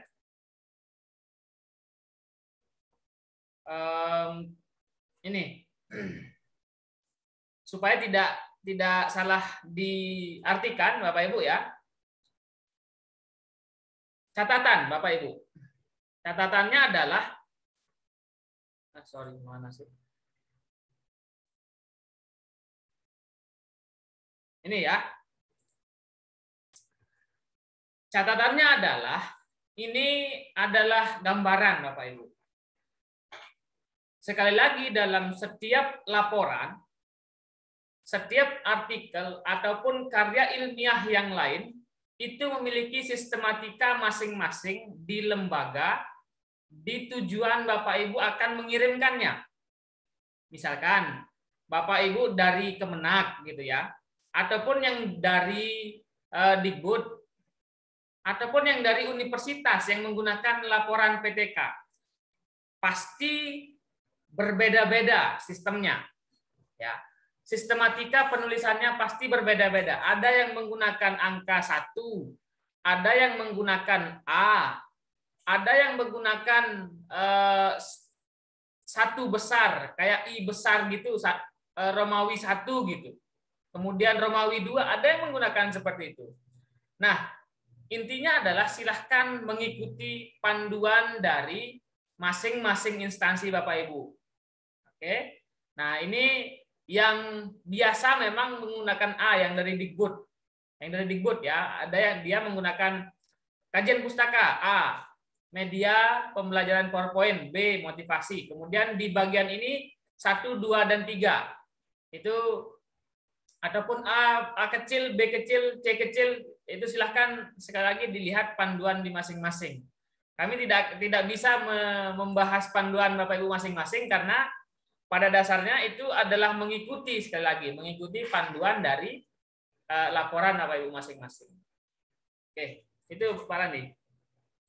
Baik, terima kasih Bapak Dr. Suwardi. Itu Bapak Ibu, jadi berbagai macam, ada yang 1, 1.1, 1.1, ya banyak. Tapi umumnya, kalau mau tanya umumnya bagaimana Pak? Umumnya sudah sampaikan ya Bapak Suwardi bahwasannya kalau sub bab itu biasanya ABC besar gitu ya. Setelah ABC lanjutannya 1, 2, 3. Kalau setelahnya 1, 2, 3 menjorok ke dalam ABC kecil. Tapi itu umumnya. Setiap tempat punya aturan masing-masing. Nah, oke, kita lanjut dulu. Yang berikutnya Bapak Nurholis, silakan Bapak.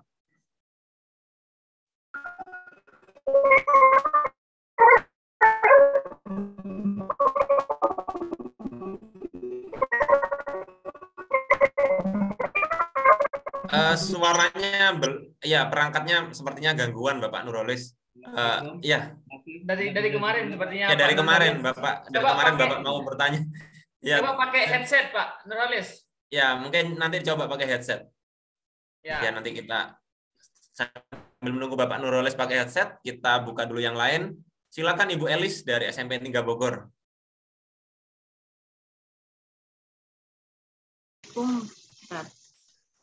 Assalamualaikum warahmatullahi wabarakatuh. Waalaikumsalam warahmatullahi wabarakatuh. Ya. Terima kasih sebelumnya nih, saya insya Allah mengikuti terus nih. Tapi karena banyak kegiatan di sekolah Pak dari PPKS dan sebagainya nih belum jalan-jalan gitu. Pas udah ngerjakan mentoknya gini Pak, mau buat di semester 2. Rencananya kan yang PTM. Tapi di latar belakang itu pas udah nulis kan harus menuliskan misalnya nilai rata-rata di kelas itu kan untuk di latar belakang ya Pak. Nah, pertanyaannya nilai tersebut yang akan kita tuliskan hasil belajar anak ini dari mana gitu. Kalau saya mau mengambil atau menulis PTK untuk di awal semester genap gitu Pak. Itu pertanyaan yang pertama. Kemudian yang kedua, ini karena ngejar mau untuk kenaikan pangkat juga. Kalau misalnya saya yang daring ini buat itu boleh nggak Pak dalam 1 tahun ada 2 gitu atau membuat 2 PTK? Itu pertanyaan dari saya. Mudah-mudahan mohon pencerahannya. Terima kasih. Assalamualaikum warahmatullahi wabarakatuh. Waalaikumsalam warahmatullahi wabarakatuh. Oke, terima kasih Bu Elis atas pertanyaannya. Mungkin saya jawab dulu ya karena kaitannya dengan teknis pelaksanaan PTK. Yang pertama adalah tentang latar belakang ya. Sesungguhnya latar belakang Bapak Ibu nggak perlu bingung ya, karena intinya adalah sesuaikan dengan apa yang ingin Bapak Ibu tingkatkan dan tidak perlu terpaku dengan materi mungkin ya. Sehingga ketika Bapak Ibu ingin menyampaikan rendahnya hasil belajar, ya berarti sampaikan aja rendahnya hasil belajar entah yang kemarin, entah yang kemarinnya lagi atau mungkin nilai semester lalu, sampaikan boleh apa saja boleh dan sebenarnya tidak harus berupa data angka karena seringkali kita terpaku ketika menampilkan data selalu dianggap data kuantitatif. Padahal data kualitatif juga bisa deskriptif ya, penjelasan kondisi fakta di lapangan seperti ini Pak kondisinya. Siswa-siswa kurang semangat. Nah, itu tidak masalah sebagai data penunjang ditambahi. Jadi ada 2 teknik sesungguhnya. Yang pertama adalah Bapak Ibu bisa menggunakan data-data nilai yang sudah ada entah semester lalu ataupun kapan gitu. Yang jelas siswa itu ya, bukan siswa kelas lain, siswa itu. Yang kedua adalah bisa menggunakan teknik prasiklus. Nah, ini biasanya digunakan oleh panduan di universitas terbuka. Untuk mahasiswa-mahasiswa PKP biasanya paham ya. Nah, biasanya paham adanya prasiklus. Prasiklus adalah tidak saya jelaskan di sini karena memang tidak wajib. Ada yang tanya gitu ya. Kebetulan yang tanya biasanya Bapak Ibu yang mahasiswa UT yang BI ya, berbagai ilmu itu. Nah, itu ada namanya prasiklus. Prasiklus dilakukan oleh seseorang peneliti dengan melakukan pembelajaran seperti biasa tanpa diberi metode sesuai dengan PTK. Misalkan PTK Bapak Ibu menerapkan metode role playing. Maka ketika prasiklus Bapak Ibu jangan terapkan dulu. Bapak Ibu lakukan dengan metode biasa. Kemudian diberi tes. Nah, tesnya itulah yang disebut dengan tes prasiklus yang bisa digunakan sebagai latar belakang. Tetapi kalau dianggap itu rumit ya sudah gunakan apa saja. Jadi tidak perlu dipikirkan dan tidak perlu diperdebatkan itu. Nggak sampai orang ngoreksi ini harus itu nggak ada karena memang nggak ada ketentuannya. Oke, untuk yang pertanyaan kedua silakan Bapak Dr. Sodi tentang PTK apakah boleh 1 atau 2 di dalam 1 tahun? Dalam 1 tahun, dalam 1 semester ya berapa PTK gitu? Saya agak kurang ini tadi. Ya. Baik, untuk yang itu kami tidak bisa menjawab apa istilahnya menjawab pasti. Karena memang terkait dengan mungkin angka kredit ada yang ditanyakan ya. Berapa kali di 1 semester? Satu ya Pak Randi ya. Kalau kita kalau tidak salah 1 semester itu maksimal 1 Bapak Ibu. Maksimal 1 ya laporan PTK-nya. Iya, tapi agar tidak keliru, Bapak Ibu bisa buka aturan di buku 4 pedoman guru. Nanti kami kirimkan ya. Nanti Bapak Ibu bisa cek lagi gitu ya. Nanti apakah 1 semester itu bisa 2 kali atau berapa? Sepengetahuan kami ketika kami diskusi dengan penilai itu 1 tahun 2 kali atau lebih tepatnya 1 semester maksimal 1 kali. Ya. Tetapi ya seperti itu. Itu sudah maksimal udah. Ya. Mungkin itu kita lanjut dulu ya Pak Suardia. Kita lanjut. Silakan Pak Nurholis, mungkin sudah bisa suaranya dengan earphone.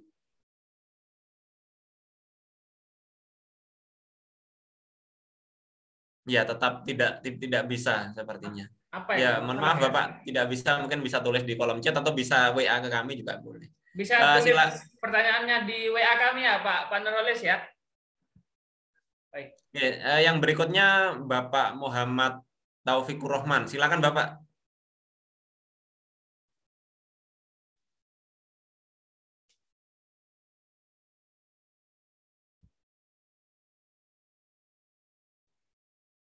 Masih oren. Silakan Pak Taufik Rahman. Iya, belum keluar suaranya, sudah aktifkan mikrofon. Iya, suara nggak muncul Bapak. Iya, mikrofonnya udah aktif tapi nggak muncul suaranya. Perangkat berarti ya, perangkat ataupun ya belum masuk suaranya. Halo Pak. Ya, sudah. Oh, sudah. Silakan Bapak. Alhamdulillah. Ya, bismillah. Assalamualaikum warahmatullahi wabarakatuh, Pak. Waalaikumsalam warahmatullahi wabarakatuh. Alhamdulillah, saya senang sekali ternyata bisa menjadi bagian dari komunitas ini, Pak ya. Saya udah pernah sih nulis PTK, tapi jujur saat itu saya cuma ATM, amati, tulis dan modifikasi ya, dan tidak tahu juga bagaimana yang sebenarnya. Alhamdulillah pada tahun ini dan di kesempatan ini saya bisa belajar banyak dari sini. Oke, banyak hal Pak yang ingin saya tanyakan. Moga-moga tidak membosankan dan tidak membuat Bapak lelah menjawabnya ya. Silakan Bapak. Ya, oke, yang pertama Pak, ini saya dari dulu bertanya-tanya, kapan sih siklus 1 itu dimulai? Ya, kapan siklus 1 itu dimulai? Dan apa bentuk kegiatan pembelajaran pada siklus 1 tersebut? Bentuknya seperti apa? Oke, itu yang kedua Pak ya. Kemudian yang ketiga, ketika kita melakukan PTK, kalau kita yang kita ukur itu adalah hasil belajar, yaitu biasanya yang menjadi patokan adalah hasil tes anak-anak kita Pak ya. Nah, bagaimana kalau seandainya yang kita ukur itu adalah tingkat partisipasi, nah, atau mungkin motivasi. Nah, bagaimana caranya membuat instrumen-instrumen tersebut, Bapak? Apakah ada acuan baku atau si peneliti atau guru yang bersangkutan yang membuatnya? Nah, kalau guru bersangkutan membuatnya, maka pertanyaan saya berikutnya, bagaimana teknik membuat instrumen-instrumen tersebut? Nah, itu Pak ya. Oke. Kemudian untuk observer, Pak, untuk observer, instrumen yang kita berikan kepada observer itu apakah juga ada acuan bakunya? Oke. Kalau tidak ada, maka otomatis pertanyaan saya kembali sama bagaimana teknik kami sebagai guru untuk membuatnya. Oke, itu yang ketiga dan keempat. Nah, ini lagi banyak. Oke, selanjutnya Pak. Nah, kemudian materi. Saya ini adalah guru bahasa Inggris. Oke, guru bahasa Inggris. Materi pada dalam bahasa Inggris, dalam pelajaran bahasa, kompetensi kami itu kan 4 Pak ya, dari mendengarkan, berbicara, membaca dan menulis. Kemudian materi-materi kami itu biasanya kalau di semester 1 itu kebanyakan materi-materi ungkapan-ungkapan. Contoh misalnya di kelas 10 itu ungkapan kemudian ungkapan. Pertanyaannya Bapak, mungkin langsung Pertanyaannya bagaimana materi pada setiap siklus Bapak? Apakah beda atau sama? Kalaunya sama pada materi siklus 1 dan 2, berarti kami mengulang lagi atau lanjut gitu ke materi berikutnya. Oke, kayaknya sementara itu dulu Bapak. Nanti untuk berikutnya akan saya sampaikan. Terima kasih. Assalamualaikum warahmatullahi wabarakatuh. Waalaikumsalam warahmatullahi wabarakatuh. Baik, terima kasih Bapak Taufik ya, Bapak Taufikur Rahman atas pertanyaannya. Pertanyaan ini seringkali terjadi dan bukan hanya sangat sering dan banyak juga yang terjebak dengan sesuatu hal ini ya. Kita bahas satu persatu ya. Karena kaitannya dengan siklus, saya yang menjawab dulu, nanti akan ditambahkan oleh Bapak Dr. Suhardi. Yang pertama adalah kapan siklus 1 dimulai. Bapak Ibu bisa mulai kapan saja. Kapan saja boleh, awal semester boleh, pertengahan semester boleh, semester 2 boleh, ya terserah dimulai kapan saja. Maka dari itu Bapak Ibu sebenarnya nggak usah pusing dengan kapan siklus 1 dimulai, nggak usah pusing. Gitu ya. Kapan saja Bapak Ibu siap melakukan siklus 1, silakan. Kemudian apa yang dilakukan pada siklus 1? Yang dilakukan ketika siklus 1 adalah sesuai dengan yang Bapak Ibu rencanakan pada judul. Gitu ya. Karena ada yang keliru konsepnya. Keliru konsepnya melakukan siklus 1 dengan teknik metode biasa, kemudian siklus 2 diberi tindakan sesuai dengan judul, misalkan tindakannya role playing. Nah, itu dilakukan siklus 2, sedangkan pembelajaran biasa pada siklus 1. Nah, itu keliru. Konsep itu adalah untuk penelitian eksperimental yang sifatnya untuk mengukur ke perubahan perlakuan yang diukur secara statistik inferensial. Jadi kalau dalam PTK tidak seperti itu. Kalau ingin melakukan tindakan biasa itu disebut dengan prasiklus. Ya, kalau siklus 1 Bapak Ibu sudah melakukan sesuai dengan judul. Siklus 2 sesuai dengan judul. Siklus 3 sesuai dengan judul. Ya sudah, itu aja intinya. Ya. Kemudian kalau dalam PTK apakah harus hasil belajar? Gitu. Enggak harus. Bisa motivasi, partisipasi, keterampilan, kemampuan membaca doa, kemampuan menghafal ayat-ayat suci, terserah, itu bebas apa saja. Instrumennya bagaimana? Instrumennya bebas Bapak Ibu, tidak ada acuan. Tidak ada acuan, maka dari itu sering saya sampaikan PTK memiliki keunikan khusus tentang instrumen. Instrumen dalam PTK tidak perlu divalidasi oleh ahli. Seseorang peneliti atau guru tersebut berhak mengatakan instrumennya itu sudah bisa digunakan. Nah, masalah bingung contohnya seperti apa, Bapak Ibu langsung bisa browsing buka di Google gitu ya, buka Google. Sebentar, bisa dibuka Google Google biasa bisa, kemudian Bapak Ibu tuliskan aja instrumen aktivitas siswa. Nah, contohnya kayak apa ya? Dibuka image. Nah, nanti muncul banyak Bapak Ibu. Oh, saya cocok yang ini pakai pendahuluan, kegiatan inti, penutup. Masing-masing ada skor 1 sampai 5. Saya centang-centang nanti observernya boleh. Pak, saya sukanya pakai ya tidak dan ada komentarnya, boleh. Jadi ada banyak hal yang bisa kita buat. Pak, saya sukanya pakai 1 sampai 10, silakan. Jadi memang itulah kelebihan dari PTK. Kalau orang paham PTK pasti paham dengan instrumen dari PTK tidak terikat oleh validasi ahli gitu ya. Kemudian acuannya ya tidak ada, yang penting Bapak Ibu menyampaikan kalau perangkat yang Bapak Ibu sudah sesuai, ya sudah berikan ke observer. Bahkan ada yang begini Bapak Ibu, Pak, apakah boleh yang saya berikan kepada observer adalah kertas kosong? Nah, ini menarik. Jawabannya adalah boleh. Karena seringkali terjebak, Pak, saya berikan ke observer apa? Berikan kertas kosong dan berikan instruksinya. Dan dia akan menulis data kualitatif. Itu boleh. Karena kita selalu terjebak dengan instrumen PTK selalu data kuantitatif yang dicentang-centang. Padahal dalam PTK, Bapak Ibu bisa tulis kualitatif. Ya, kadang kita terjebak dengan itu. Contohnya, kita selalu terjebak dengan PTK dengan peningkatan skor. Itu ketika Bapak Ibu mengajar di SD, SMP, SMA. Coba bayangkan Bapak Ibu mengajar di TK. Apakah mungkin PTK di TK diberi skor? Gitu kan enggak? Ya enggak tepat juga. Berarti memang penelitiannya harus deskriptif. Nah, itu harus dipahami lebih dalam ya. Kemudian untuk materi, lah ini seringkali terjadi perdebatan, bahkan saya sering disalahkan oleh guru. Kenapa disalahkan oleh guru? Gara-gara ada seseorang yang memberi patokan harus ini. Sebenarnya saya pengen ketemu orang itu. Coba saya pikir logika aja ya. Kita pikir logika bersama. Apa yang terjadi ketika materi itu diputar kembali? Pasti ada yang jawab, Pak, kalau materi diputar kembali siswa bosan. Yang kedua, pembelajaran pasti nilainya naik. Nah, itu ya. Coba kita pikirkan yang kedua. Pak, apa yang terjadi kalau materi dilanjutkan? Materi dilanjutkan. Maka pembelajaran tambah susah, Pak. Bisa-bisa nilainya turun. Contoh, materi sebelumnya membahas tentang limit atau turunan. Materi berikutnya integral. Kira-kira bisa naik apa tambah turun Bapak Ibu nilainya? Bisa turun. Nah, hati-hati makanya. Jadi ada dua hal yang harus dipikirkan. Selain itu lagi gini Bapak Ibu.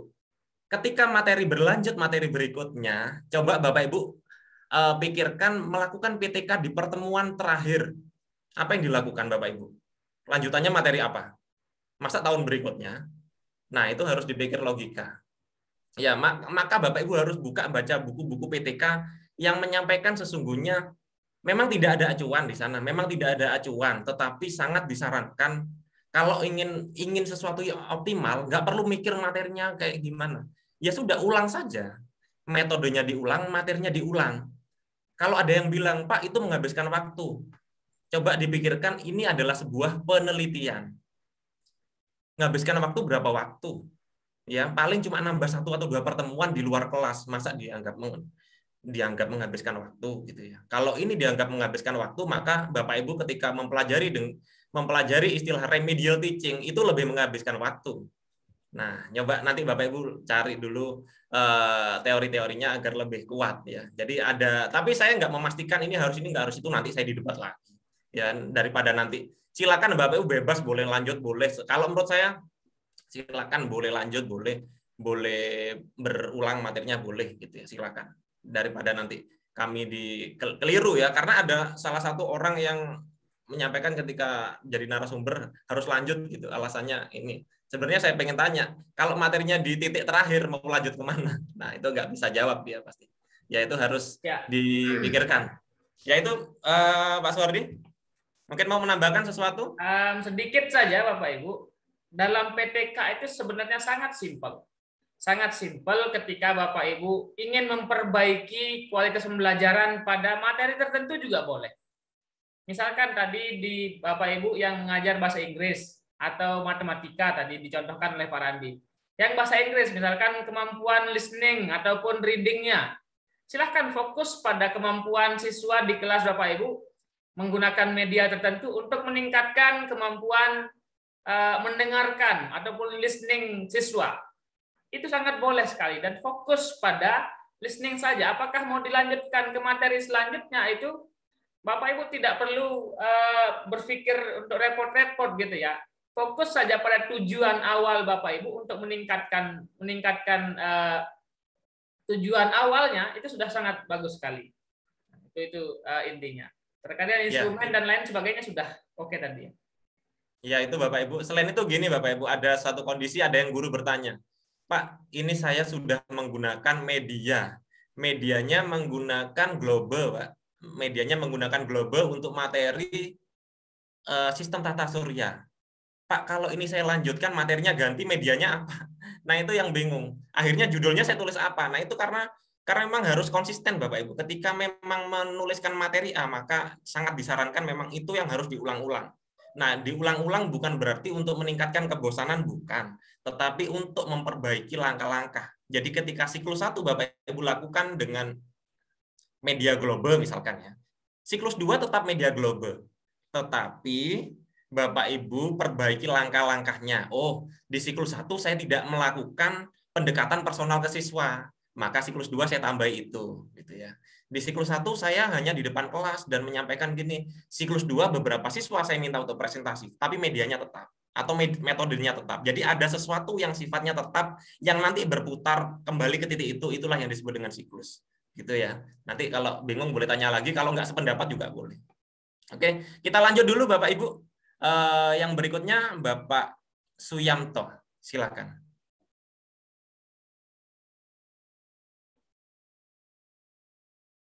Belum muncul suaranya. Silakan yang berikutnya Ibu Mastini.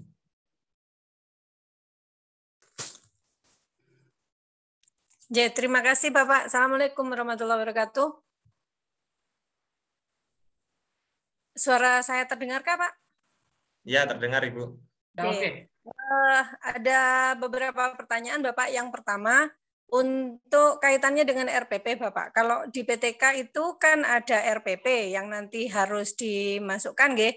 Pertanyaan saya, kalau PTS itu menggunakan apa sebagai pengganti RPP? Terus yang kedua, kaitannya tadi dengan pertanyaan yang saya chat di ini Pak, apakah nanti endingnya dari BIMTEK kami ini juga ada fasilitas untuk kami untuk menyeminarkan karya kami? Itu saja Bapak, terima kasih. Assalamualaikum warahmatullahi wabarakatuh.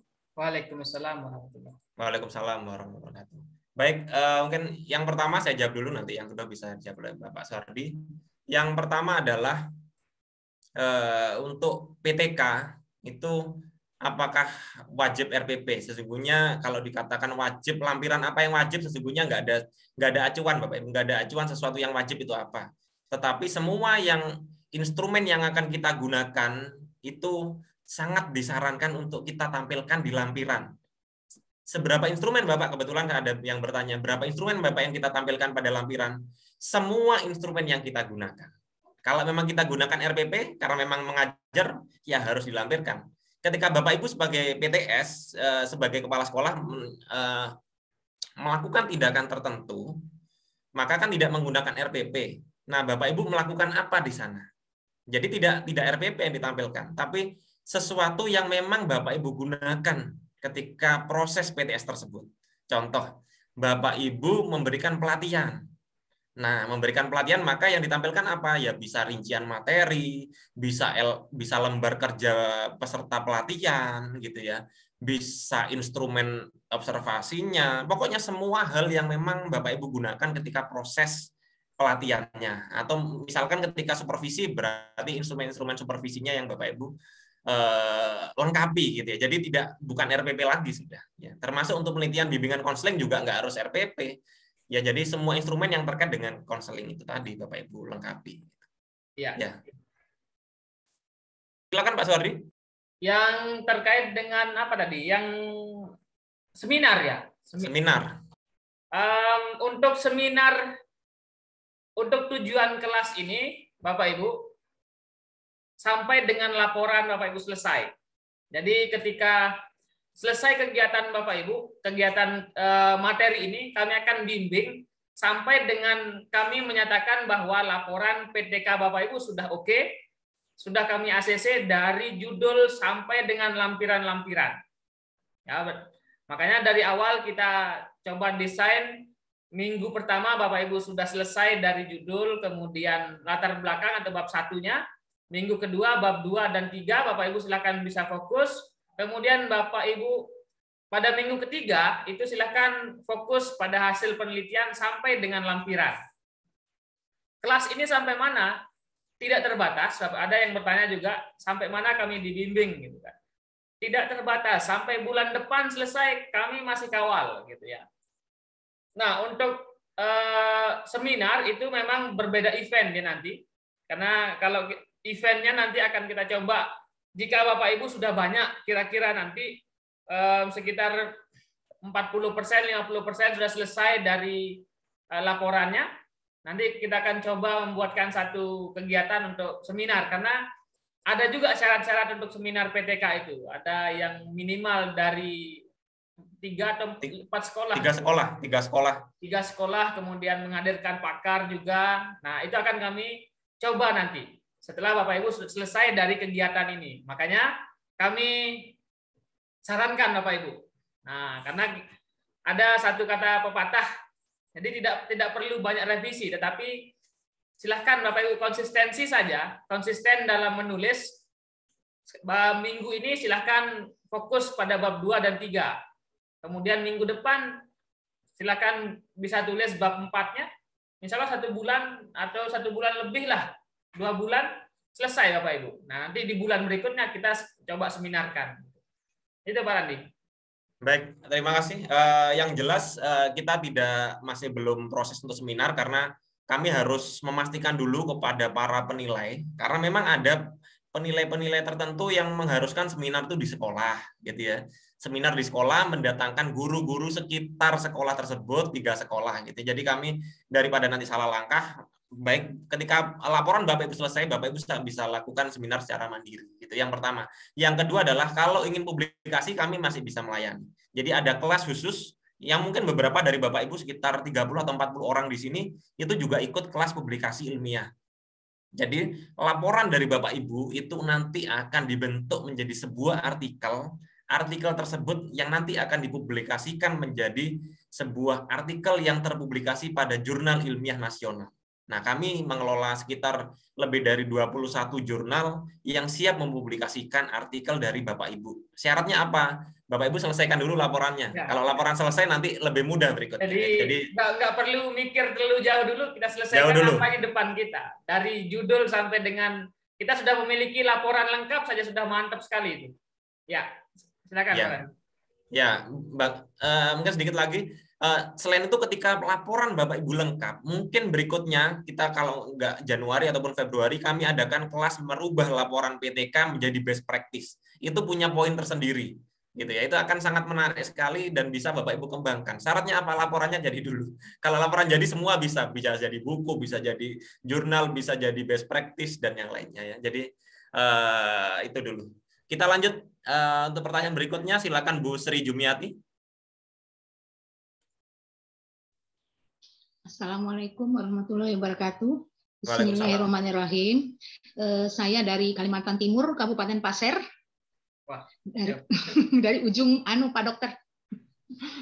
Dari ini saya bersyukur karena ini mengikuti ada pembimbing yang membimbing tentang publikasi ilmiah. Terus terang saya ini terganjal di publikasi ilmiah mulai tahun 2013, ya Pak ya. Nah, kemarin saya sempat membuat gabung dengan saya di Kementerian Agama, Madrasah Aliyah Negeri Pasir. Nah, di sini jadi saya terganjal itu di publikasi ilmiah mulai tahun 2013. Nah, jadi golongan saya itu tersendat di situ. Kemarin keluar paknya tahun 2017 itu keluar, itu publikasi ilmiah Pak yang mengganjal saya. Nah, yaitu tentang PTK dan tentang jurnal. Nah, saya nanya sama teman, bertanya sama teman, kebanyakan copy paste kan Pak, copy paste. Ya. Nah, jadi makanya saya itu bersyukur sama sekali karena ada ikut ini tentang bimbingan PTK. Nah, judul saya kemarin itu kan tentang mungkin pertanyaannya itu, langsung Ibu, biar ya. Nah, di sini Pak ya, kan tadi ada observer Pak ya, karena saya pakai Google Classroom. Observer itu kan diletakkan di mana? Karena saya pakai Google Classroom, apakah dimasukkan di dalam Google Classroom itu si observer tadi atau dia hanya menulis aja dalam bentuk deskripsi? Baik, nah, itu ya, saja Pak, Ibu. Iya. Terima kasih Baik. Pak. Baik, terima kasih Bu Sri Jumiati. Ya, pastinya nanti Bapak Ibu yang punya kendala tentang publikasi jurnal ilmiah, kami sudah mengelola lebih dari 21 jurnal dan sebagian sekitar 30 lebih dari beberapa yang hadir hari ini juga sudah ikut, dan beberapa kami sudah mempublikasikan jurnal ini mulai dari kalau tidak salah awal tahun ya, dari Januari gitu, dan sebagian besar sudah diajukan untuk PAK dan diterima karena memang jurnal kami sudah ber-ISSN, jurnal nasional, dan sekarang sudah memiliki DOI ya, sudah resmi memiliki masing-masing artikel memiliki DOI nomor DOI ya, nomor DOI yang memang itu satu syarat untuk kenaikan pangkat kan ISSN dan DOI. Kami sudah memenuhinya dan kami juga sudah berafiliasi dengan beberapa kampus ya. Mungkin itu nanti jika tertarik Bapak Ibu ketika laporan selesai bisa lanjut kelas berikutnya itu. Di bulan Januari ada. Oke, kan saya menjawab dari pertanyaan dari Bu Sri Jumiati yaitu tentang observer.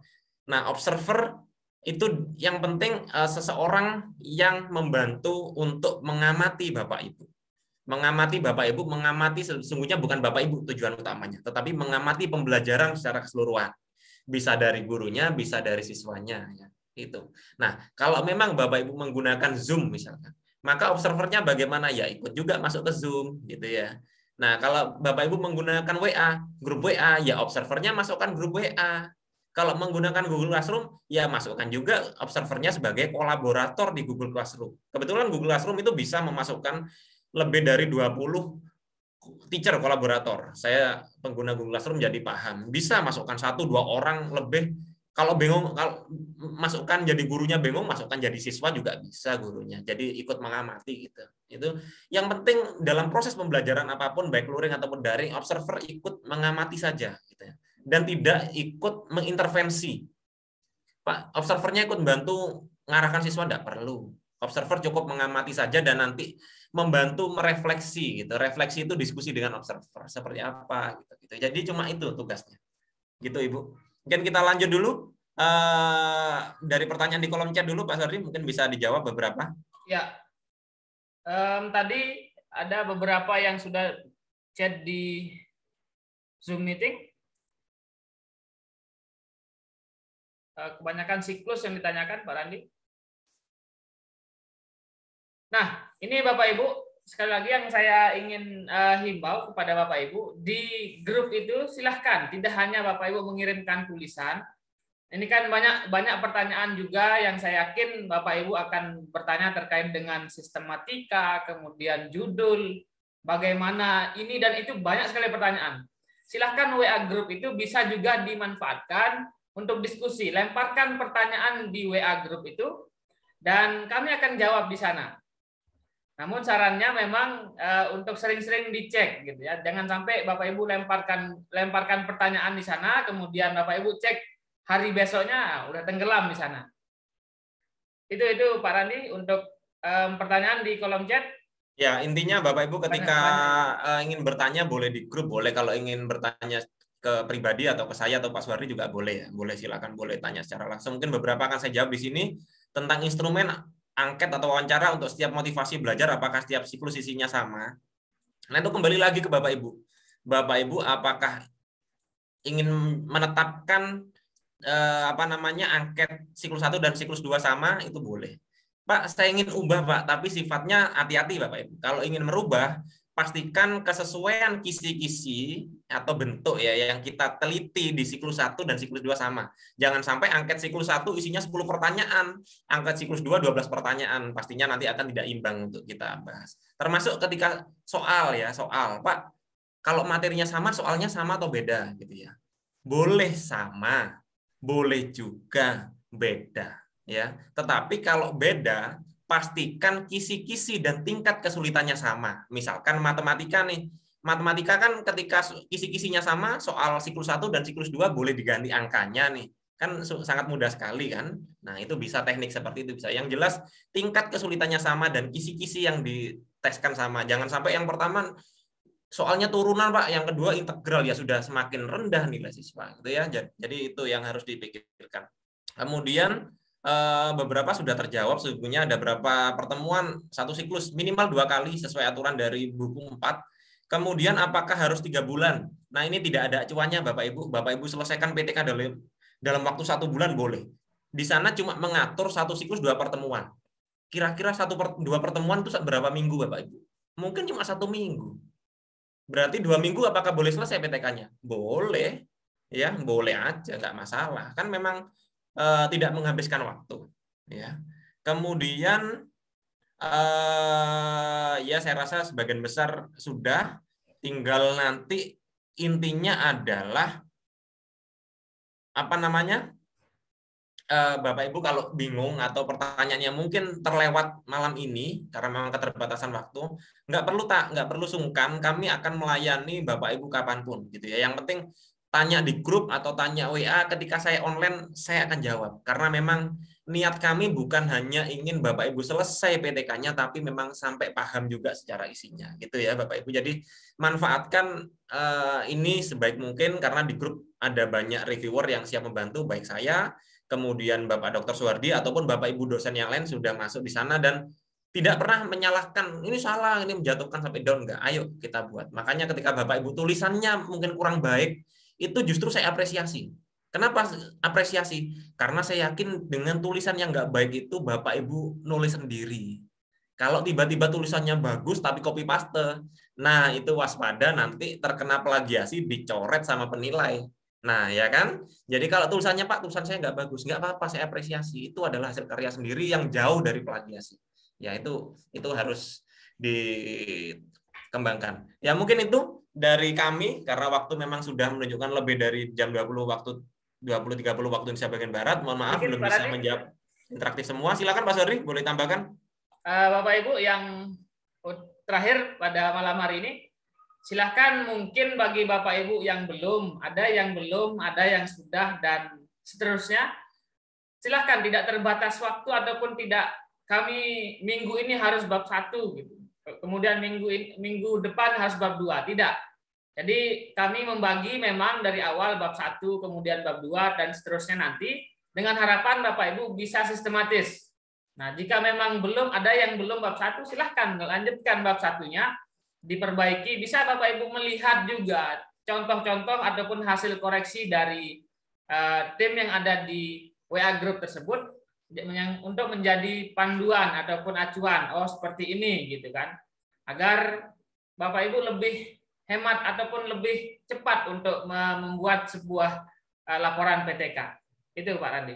Baik, apalagi mungkin kemarin ada juga lumayan banyak yang WA saya, Pak ini akhir semester, kami tidak bisa melaksanakan pembelajaran atau PTK di kelas karena sudah penilaian, apa boleh saya laksanakan Januari ya, atau pertengahan Januari pelaksanaan PTK? Boleh Bapak Ibu. Jadi ketika Januari Bapak Ibu laksanakan, Bapak Ibu tulis bab 4, 5-nya di bulan Januari, nggak apa-apa. Tetap kami layani, Bapak Ibu nggak perlu registrasi lagi, nggak perlu bayar lagi, kami akan bimbing Bapak Ibu sampai tuntas. Gitu. Intinya itu. Jadi laksanakan sebaik mungkin PTK ini sampai dengan benar. Tidak perlu dimanipulasi datanya. Yang penting lakukan dengan benar, dengan baik. Insya Allah akan menjadi ilmu yang barokah untuk kita semua.